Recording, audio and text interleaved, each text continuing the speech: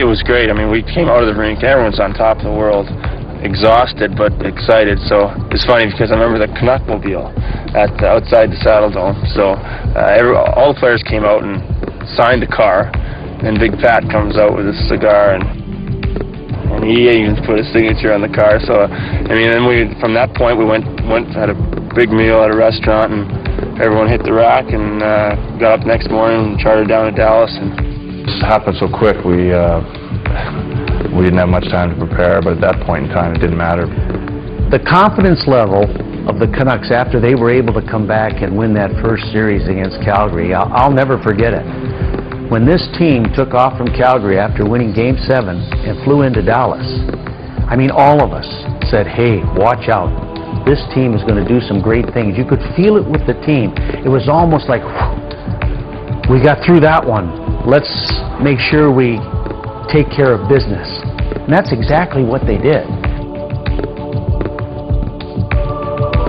I didn't expect the Canucks to win the first game of the series in Dallas for a variety of reasons. The high of winning in double overtime in Game 7 in Calgary and then going right on to Dallas to face a rested team that was a good hockey team. And I think a lot of people thought the Canucks were definitely underdogs against Dallas. That first game was not expected to be a Vancouver victory. The team was so high, we knew they were a talented team. You know, we're talking about a hockey club. I know they only had 85 points that year, but they were a 100-point team. Let's be honest about it. I mean, you had Pavel Bure with his 60 goals. Trevor Linden was a 30-plus goal scorer every year. You had Jeff Courtnall, who could score the big goal when you needed it. You had other guys who could chip in. This was a team that didn't rely on one or two players. Cliff Roney, let's mention Cliff Roney. He was just a great little playmaker, could score big goals. Greg Adams. So this was a team that was very deep in offensive personnel. We knew the team. We knew how they played. They had stars in their team. They'd be concentrating on Modano and their big defensemen and Hatcher and what their goaltending would be like. And so I don't think it would take the veteran players especially much time to prepare.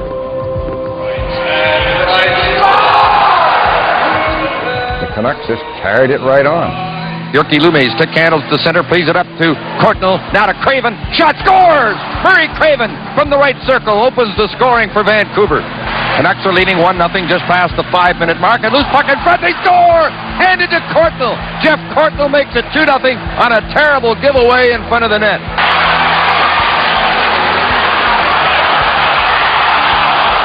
It's cleared by Momesso to center to Linden, over the line to Pavel Bure.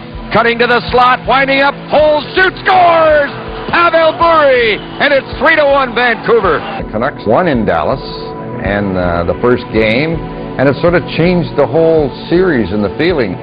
You know, things happened in that series that, if I recall, I mean, Bure hitting, I think it was Churla.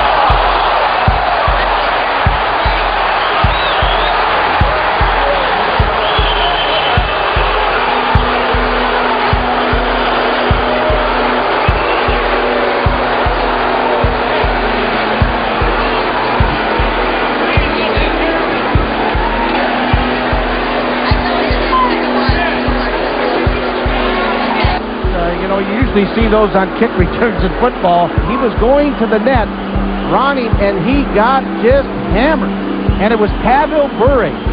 Bure just leveled it. Now remember, this is Bure. This is the beauty of the Russian Rocket. This guy can take a hit, but he can deliver a hit. And there's a